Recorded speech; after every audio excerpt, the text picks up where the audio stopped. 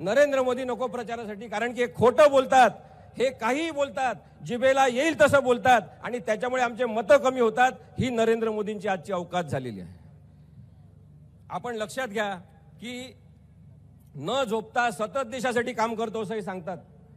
हे झोपतच नाही असं म्हणतात, कारण की यांनी असं ऐकलं की पंडित नेहरू कमीत कमी झोपून देशासाठी काम करायचे। हे झोपतच नाही असं याचं म्हणणं आहे, 2-3 तास झोप घेतात। आज या सगळ्यांना इथे उपस्थित असलेल्या सगळ्यांना मी सांगू इच्छितो, याच्यानंतर एक तर नक्की ठरवा की आपल्याला नैसर्गिकपणे रात्री झोपणारा नेता पाहिजे। जे झोपत नाही त्यांचं मानसिक संतुलन बिघडलेलं असतं, ज्यांची पूर्ण झोप होत नाही ते विचार करू शकत नाही, ज्यांची झोप होत नाही ते रागीट होतात, ते द्वेषपूर्ण वागतात। आणि नरेंद्र मोदी यांची अनेक वर्ष झोप न झालेली असल्यामुळे आता यांना आराम देण्याची गरज आहे। हे झोपले पाहिजे आणि आपण यांना झोपवलं पाहिजे।